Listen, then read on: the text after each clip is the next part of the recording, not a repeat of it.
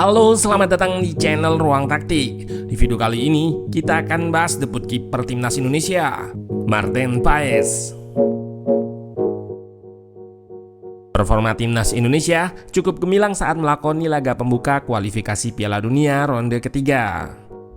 Anak asuh Sinteyong sukses menahan imbang Arab Saudi di hadapan pendukungnya sendiri.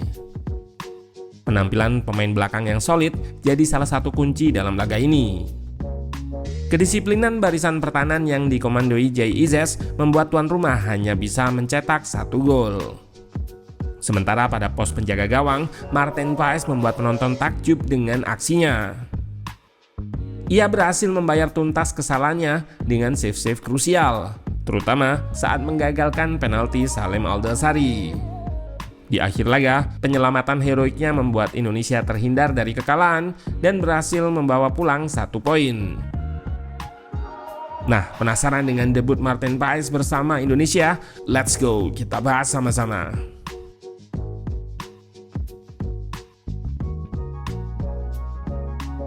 Pada 30 April kemarin, timnas Indonesia dipastikan mendapat amunisi baru di pos penjaga gawang. Martin Paes resmi menjadi warga negara Indonesia dan siap bergabung bersama skuad Garuda.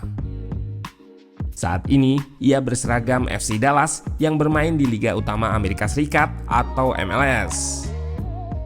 Sebelum berkarir di negeri Paman Sam, Paes lebih dulu bergabung dengan 2 tim Belanda, NEC Nijmegen dan FC Utrecht.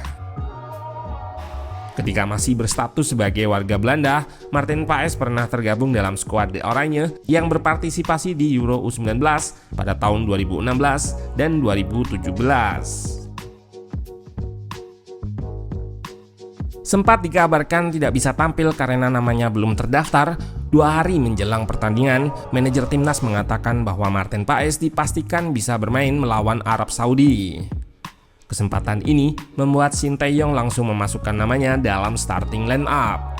Paes yang baru melakoni laga perdana tampil percaya diri dan tidak merasa tertekan. Ia bisa tampil lepas dan menunjukkan ketenangannya terutama saat menguasai bola. Pengalaman bermain di sepak bola Belanda dan Amerika membuat dirinya cepat beradaptasi dengan sepak bola Asia yang levelnya masih berada di bawahnya. Dengan performa yang menakjubkan dan 3 save krusial, Martin Paes mendapatkan rating 7,9. Itu merupakan nilai tertinggi kedua pada pertandingan ini. Dengan catatan tersebut, banyak yang setuju dan memang pantas jika ia dinobatkan sebagai man of the match.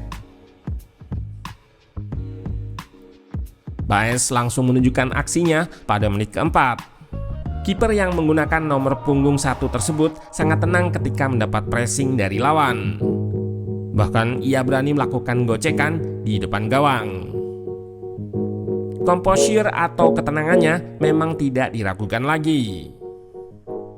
Kiper yang berseragam FC Dallas itu memiliki dan cukup menguasai aspek tersebut. Dengan begitu, keberadaannya di belakang akan sangat mendukung skema invite press yang tengah diterapkan oleh timnas. Martin Paes yang baru bergabung 4 hari sebelum pertandingan tentu mengalami masa penyesuaian atau adaptasi dengan rekan barunya. Proses ini berjalan dengan lancar dan cepat. Buktinya kiper berusia 26 tahun itu langsung dipilih Sinteyong untuk menggantikan Hernando di bawah Mister. Di pertandingan kemarin, Paes aktif berkomunikasi dengan rekannya, terutama yang berposisi sebagai center back. Saat menyerang, ia kadang berikan gestur sebagai bentuk komunikasi dengan pembawa bola. Sementara saat timnya sedang bertahan, ia juga perlihatkan gerakan agar pemain belakang tetap waspada. Hal kecil seperti ini tentu akan sangat membantu center back saat mereka melakukan marking pada lawan.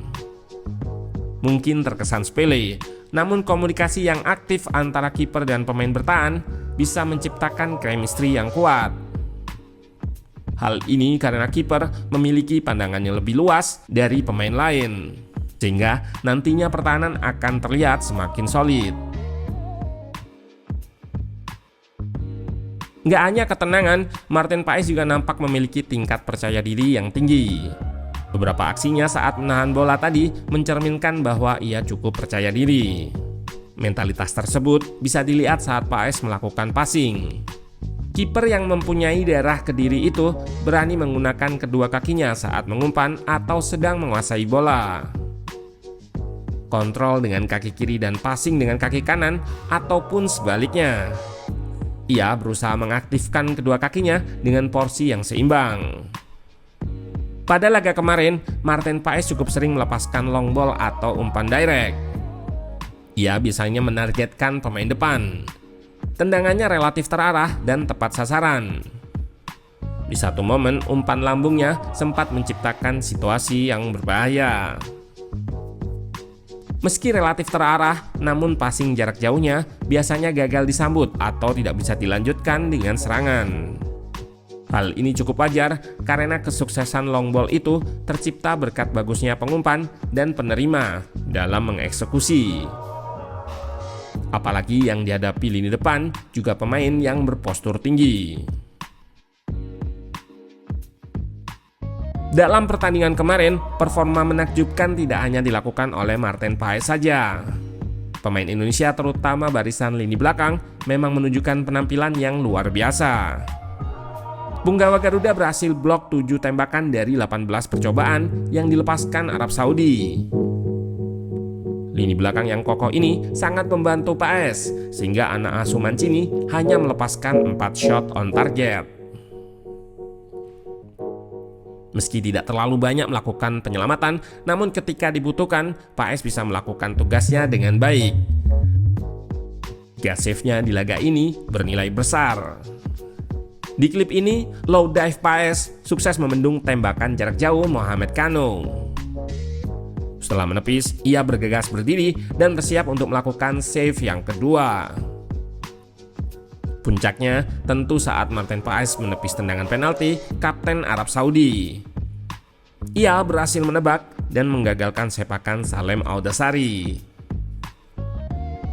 Penyelamatan tersebut bukanlah kebetulan.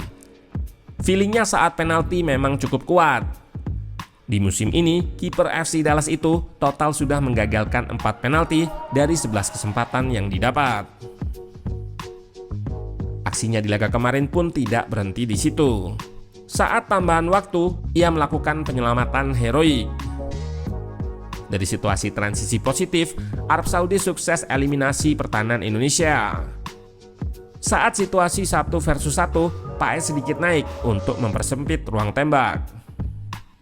Firas yang berniat mengarahkan bola ke atas sukses dihadang Paes yang melebarkan tangannya.